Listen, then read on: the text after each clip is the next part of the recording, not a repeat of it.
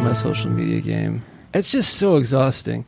Now it's pretty much like your job. You have to be which I guess let's go ahead and make the big congratulations announcement. Well, I mean, that's the reason why I haven't even been able to watch this, is because it all happened so fast, my man. I know.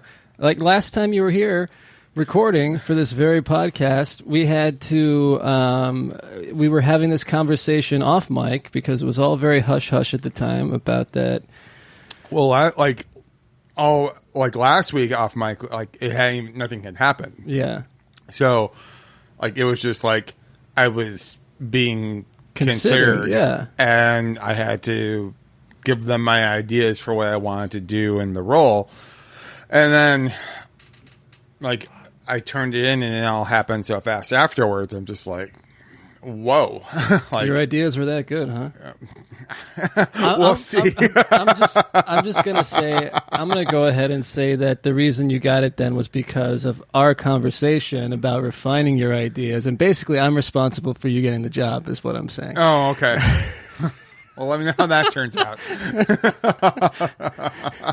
I mean, all of your success is on me. If anything doesn't pan out, I'm, go back to being fully responsible for yourself. But all your success. Okay. You'll probably when I get fired eventually, I'll blame that on you too. Okay. Well, so it was all Jared's fault. What? That's all right. That's all right. So, and this is What the Fork. My name is Jason. Damn. Okay, you're already on it. Oh, yeah, no. Well, because this is what I'm going to do. So, So this is What the Fork. My name is Jason Kyle, and I am the culture editor of the Phoenix New Times. And I'll turn it over to my co-host, who's just a simple podcaster. Oh, goddamn, dude! I was ready to be all self-deprecating. You took that power away from me. You took that away from me. I'm a publishing magnate, sir.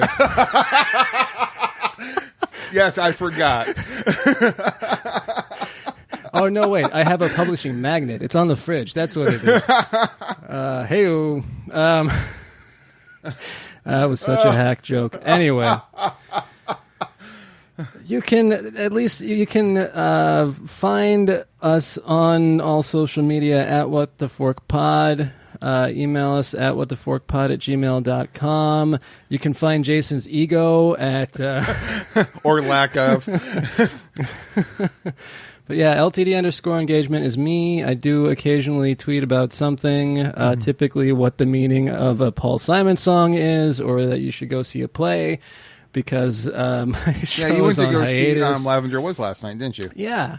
But you're at Jason E. Kyle. Yes, I am. Keil. Keil. I did. I went to see Lavender Was last night. It was fantastic. Mm-hmm. I'm hoping to get a chance to interview the writer next week so that I can put a limited engagement up before the last weekend of their show. But yeah, I thoroughly enjoyed it. It was this will go up before that goes up, so you'll have 2 weekends. They're doing shows Friday, Saturday, Sunday. This week and next weekend, it's at a side theater, which is over by Urban Beans off of 7th Street and Osborne, basically. Yeah. It's a great space. It's the first time I've seen anything there. It's cool that they're getting to do something there. And I suggest that you support local and independent and experimental theater and go see those guys. That's the Howl Theater Project that is putting that on, which was co-founded initially by Christopher Danowski, and they've continued on in his stead. Well, I echo Jared's sentiments, and also you should tell me about it, and maybe we can do something about it. Yeah, absolutely. I'm finding. Do you need an experimental theater writer? No, but I'm finding that. That because I'm not originally from here, like most of the people who live in Phoenix, that causes some people to be vocal on message boards and social media.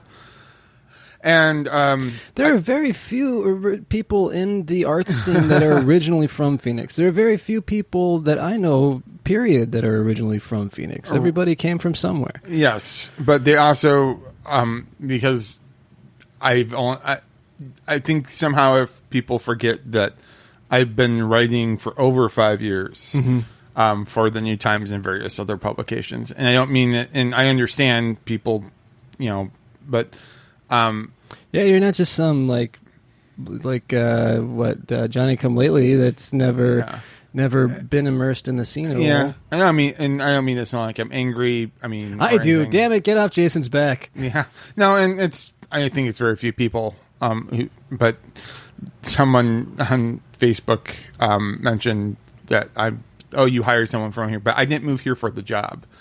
I got the job because I've been writing here. I think one of the reasons why I got the job is because I've been writing and immersed in music and arts for about... because you have a successful podcast.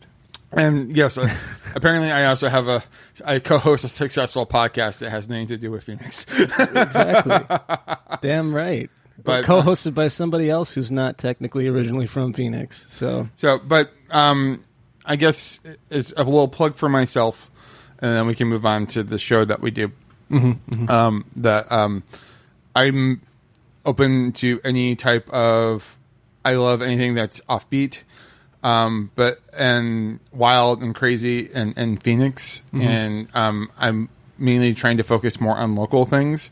Right now, currently my focus is music because for a number of reasons. So if you're a local musician, you have a show coming up and you do something offbeat or wonderful, please get in touch with me. It's jason.kyle@newtimes.com for all that official business. And and I've gone to like 3 shows already this week. Went to see Jane in the Jungle. So I covered them before I got the job. And I went to the President Gayer show on Friday night and got to see some really good bands. And I tried to make it to Grand Ave in time for some shows too, but it didn't happen. That's too far, and the traffic and I ran into too many people from moving from Crescent to Roosevelt and then back around. I was one of those people. You were one of those people, and it was great to see you, though. Yes, it's always good to hang out and grab a beer and whatnot. But yeah, the one thing it'd been at least a year or two since I've gone to the Roosevelt side for First Friday, and I forgot what a carnival it is. It's insane. To me, I don't know how you do poetry there.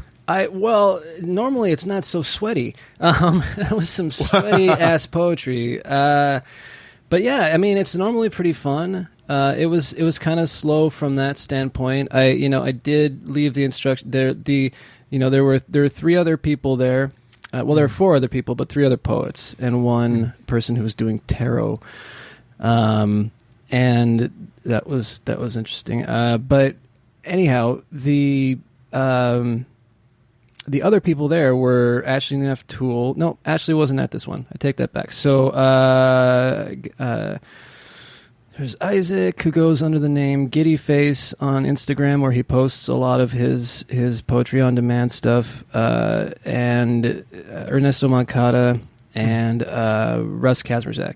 Okay. I know Russ. Yeah. I don't know him, but I've actually written about him. You're right, for the Pix thing. Yeah, Phoenix Independent Comic Show. Yeah, for his comic show. And he's just everywhere. That man has self-promotion down to an art. I can't do what he does, but... he self-promotes, but then there are people who self-promote to create something, but he's actually doing something and it's quite successful at. Yeah. I am in awe of him. He doesn't know it. Well, he will now if he's listening. Yeah. Yeah. If you're listening, Russ, I'm in awe of you. And that's how we'll find out if Russ Kazmerzak is a fan of What the Fork. Yeah. But yeah, I mean, it's those 3 people are much more outgoing and all that, willing to do the Carney Barker thing and entice people into. That's not my speed. I can't do that. So I'm like, look, you guys man the front, and if anybody needs anything, that's depressing or darkly comic or something, send them to the Jew in the corner. It's Well put, sir. so, of course, what I get that night is two lovely young women who gave me the topic of writing about. They also gave me the title, "Bound by Our Love of Bondage," and wanted, they had both just broken up, gotten out of relationships. One was with somebody who was into bondage, and then the other person who was polyamorous. And they wanted me to write something for them about that. That was also like things get better. Like, okay, I'm on it. No problem. Yeah, I don't know. Were they pleased with what you had come You know up what? By the time that I was done and they went back for it, I was no longer there. But according to Russ, they tipped. So I'm gonna say that they were happy with it. All right. Also, I'd like to point out that you now have artwork on your walls. I am very excited about this. I have my Elvis poster. The glass has been replaced, so that's up. And then I now have a Squeeze tour poster from, I want to say, 1993. And then my big high fidelity movie poster, which I've had both of those things for probably 15 years, more than 15 years. And this is the first time that they've been framed. It's really coming together. It is. They joined my Paul Westerberg signed ticket and Folker insert and signed Glenn Tilbrook poster too. I'd like to also. So the other thing I've had to get used to, I have an office. I can decorate it any way I want. Wow. So I've slowly started to move things in. I have a Ron Swanson poster from Parks and Rec, where he, with his famous catchphrase about not half-assing two things, whole-ass one thing. Words to live by. I'm going to put in my Zola Jesus poster pretty soon, and I'm not sure if I'm going to put in my framed I Heart Huckabees poster yet. We'll figure it out, but hopefully I get to keep the job, for a while until until you get the office decorated at least. Yeah, once the office is decorated, I'll be like, Jason, you had a good run. Yeah, but you're supposed to be a culture editor, but you spent all your time decorating the office. What's that? Well, it took me a year to get this figured out. So, but hopefully in a month or so, once I get more of a hang of it, and right now it's Maynard James Keenan month. Because of the Tool announcement. Yeah, because of the Tool announcement. So once that's all done, if you're a Tool fan, a long-suffering Tool fan, that's big news. Mm-hmm. That is big news, and they've been teasing a new album for more than a decade. I want to say, yeah. Now it's finally coming, and and it's going to be like Chinese Democracy. I hope not, for the sake of for the sake of Tool fans. Let's hope not. But that's like the comparable thing, right? Is like talking about the new Guns N' Roses album forever, and then it finally gets delivered, and you get Chinese Democracy. The man has so many other projects, though. He's got his winery. He's got Perfect Circle. He's got Pussifer, which he just came out with their album like last year. So he's unlike Axl, like. He has something to show for the time it's taken. Yeah, but he doesn't have the cornrows. That's that takes time, man. Yeah, that Who knows? Time and effort. It's a man many looks.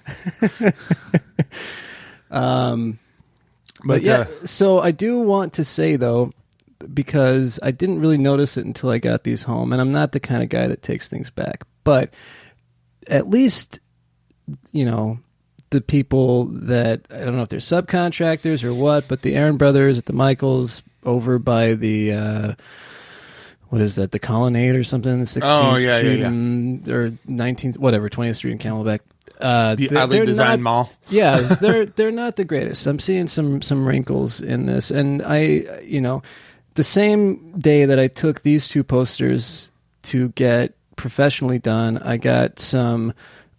just kind of, nice looking poster frames, and then framed myself a Tweety poster that's in the bathroom, and then two Robin Hitchcock posters. And I got to say, no wrinkles. So I I am taking the social media or the media platform that I have to say, Aaron Brothers, you guys did not do the greatest job.